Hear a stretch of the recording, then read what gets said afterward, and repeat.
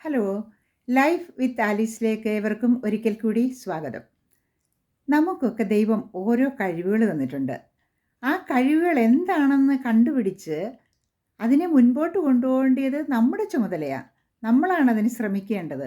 ഞാൻ ഒരു കഥ പറയട്ടെ. ഒരിക്കൽ ഒരു മരത്തിൽ ഒരു മൈനയും ഒരു കാക്കയും ഇരുന്ന് പാട്ട് പാടുക. മൈന അതിൻ്റെ സ്വരത്തിൽ നല്ല മധുരമായി ഇരുന്ന് പാടുക. എന്നാൽ കാക്ക അതിൻ്റെ സ്വരത്തിൽ അതുപോലെ പാടുന്നു. കാക്കയുടെ സ്വരവും നമുക്കറിയാം, മൈനയുടെ സ്വരവും നമുക്കറിയാം. പക്ഷേ കാക്ക ഇതൊന്നും ശ്രദ്ധിക്കുന്നില്ല. മൈന പാടുന്നത് മൈന പാടട്ടെ, ഞാൻ പാടുന്നത് ഞാൻ പാടുക. ആ രീതിയിൽ അവരുടെ പാട്ട് കച്ചേരി മുൻപോട്ട് നല്ല സന്തോഷകരമായിട്ട് ഉച്ചത്തിൽ നടന്നുകൊണ്ടിരിക്കുക. എന്നാൽ മറ്റൊരു കൊമ്പിലിരുന്ന് ഇതൊക്കെ വേറൊരു പക്ഷി കാണുന്നുണ്ട്. ആ പക്ഷി ഇവരെ പരസ്പരം മാറി മാറി നോക്കുന്നുണ്ട്.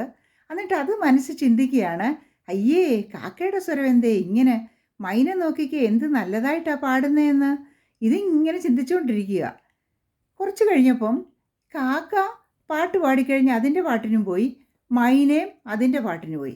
പക്ഷേ ഈ മരത്തിലിരുന്ന പക്ഷി ചിന്തിക്കാൻ തുടങ്ങി, ഞാനെന്തിനാ ഇവരെ താരതമ്യം ചെയ്തത്? അവരവരുടെ പാട്ടിന് പോയി, ഞാൻ അവരെ കുറ്റം പറഞ്ഞുകൊണ്ട് ഇവിടെ ഇരുന്നു. അത് പറഞ്ഞ് ആ പക്ഷിയും പറന്നുപോയി. ഇതൊക്കെ തന്നെയാണ് നമ്മുടെ ജീവിതത്തിൽ നടക്കുന്നത് കേട്ടോ.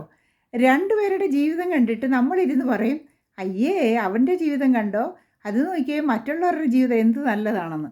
നമുക്കെന്ത് പറ്റി? നമ്മൾ വെറുതെ അവരെ കുറ്റം പറഞ്ഞുകൊണ്ടിരുന്നു, അവരവരുടെ പാട്ടിനും പോയി.